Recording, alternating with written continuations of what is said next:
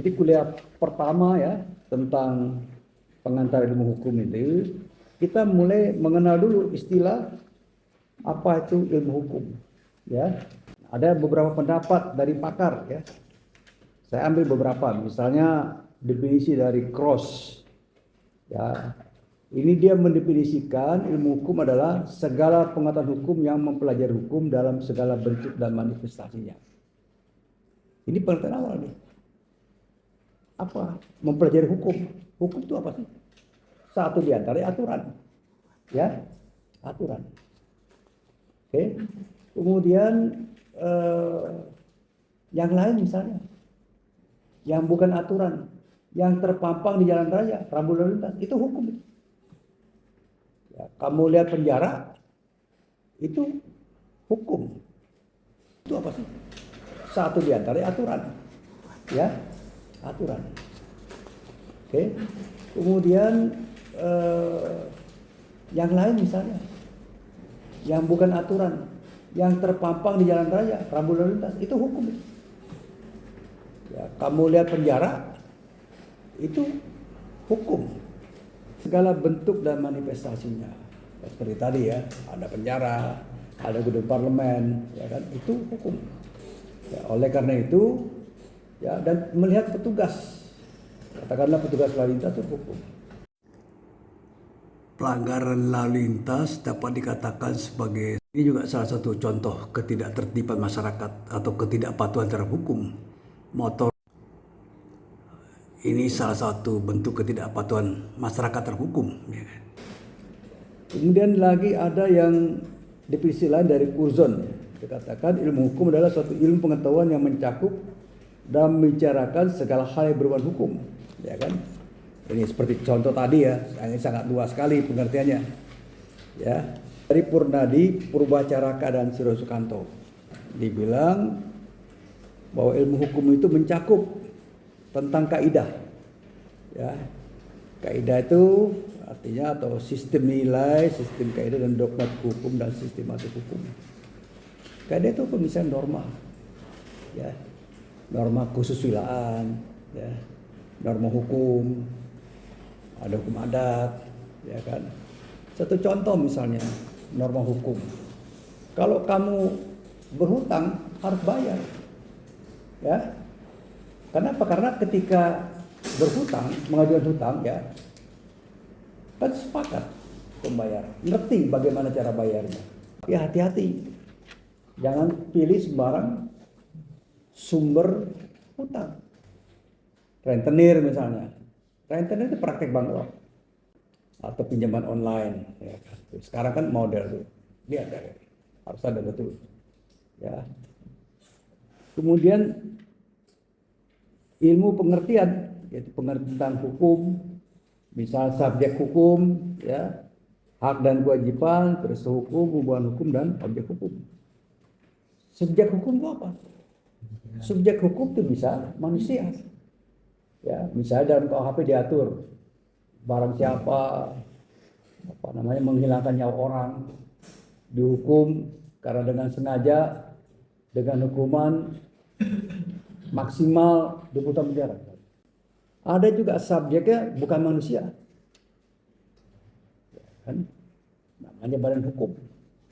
Misalnya PT, perseroan terbatas. Pernah dengar PT?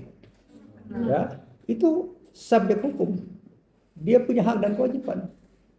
Toh misalnya, dia punya hak untuk diberikan nomor induk pajak. Nah, tapi kewajiban dia apa? Membayar pajak. Jadi gitu lah kira-kira. Sebuah perusahaan besar ya terletak di daerah Jakarta Selatan, pendampingan dan kewajiban. Ya, misalnya hak warga negara untuk mendapatkan kewajiban, mendapatkan pendidikan, ya kan? Pendidikan dasar 9 tahun. Ya, kewajibannya apa? Dia berkontribusi terhadap lembaga pendidikan itu. Gak bakal mungkin kamu haknya menuntut, ya kan? Misalnya kuliah di Pakuan, saya harus diajar Pak sama dosen, ya kan? Iya diajar. Kewajibannya apa? Ya bayar SPP, bayar uang kuliah. Dan kewajiban warga negara, peristiwa hukum. Apa itu peristiwa hukum? Peristiwa hukum misalnya pelantikan presiden. Itu peristiwa hukum. Ya, karena itu peristiwa hukum. Ya, karena itu ada protokolnya, ada dasarnya. Bisa kenapa Presiden Prabowo kemarin dilantik sebagai presiden ke-8? Pertama-tama dia pemenang pemilu. Ya, sah pemenang pemilu. Dan disahkan kembali oleh Mahkamah Konstitusi. Ya, lepas dari kontroversi yang lain, tapi itu dasarnya. Dasarnya ada undang-undang pemilu presiden. Ada undang-undang pemilu. Bicara orang harus mengutip aturan. Aturannya begini. Aturannya begini. Itu masuk proses hukum. Ya. Kemudian tentang hukum itu tentang kenyataan, ya. Yang menyoroti hukum sebagai berperlakuan sikap tindak antara menyangkut sosial hukum, antropologi hukum, psikologi hukum, perubahan hukum dan sejarah hukum. Sosial hukum apa contohnya? Misalnya, kenapa masyarakat patuh kepada aturan traffic light, ya, lampu pengatur lalu lintas. Misalnya kalau merah dia harus berhenti, kalau kuning dia harus siap-siap berhenti, ya kan? Hijau dia harus jalan. Kalau seandainya masyarakat tidak tunduk pada itu, maka pertama-tama akan terjadi kemacetan, ya, di perempatan misalnya macet karena tidak ada yang ngalah, atau terjadi musibah tabrakan, insiden. Itu ya gambar. Ini salah satu bentuk ketidakpatuhan masyarakat terhukum. Oke, nah ilmu hukum juga itu ya disebut sebagai ilmu pengetahuan yang mempelajari kaidah hidup manusia supaya sanksi dapat dikenakan oleh penguasa, ya kan? Jadi ilmu hukum itu menyangkut sanksi. Misalnya tadi kalau Anda membunuh sanksinya di penjara, ya kan? Kalau Anda berhutang sanksinya bayar utang. Jadi kalau kita belajar hukum itu logis, ya. Anda berbuat sesuatu ada sanksinya. Nggak bisa bilang, oh saya nggak mau Pak.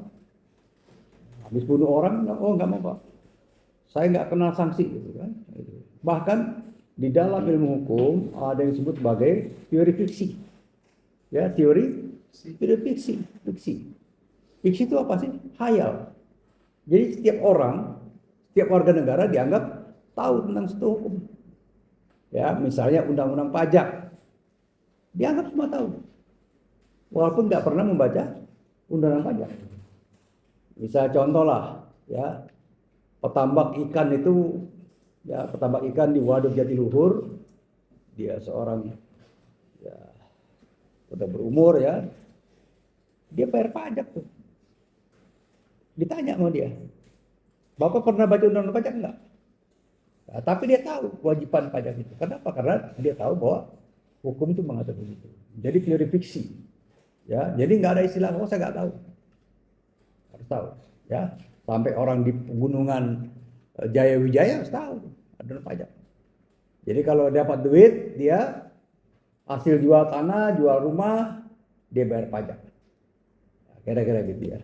Jadi belajar.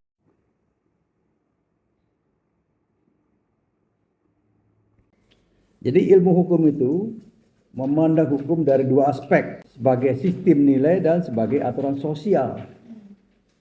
Ya, sistem nilai atau aturan sosial, ya itu hukum. Membedakan hukum dengan bidang ilmu lain. Misalnya politik, ada sistem nilainya. Ya, misalnya harus ikut mendaftar. Ya, tapi itu kan hukum.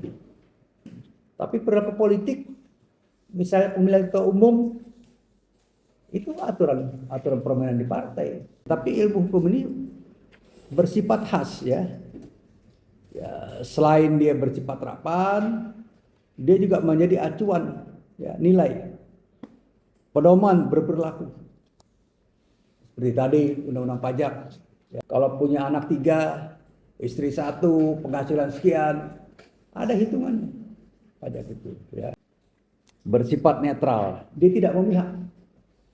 Misalnya ada aturan, ya, pajak misalnya, pajak.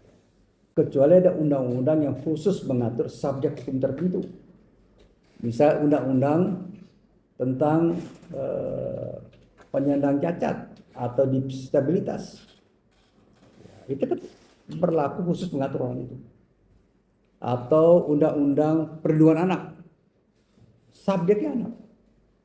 Tetapi bisa juga terkena orang lain, orang dewasa misalnya.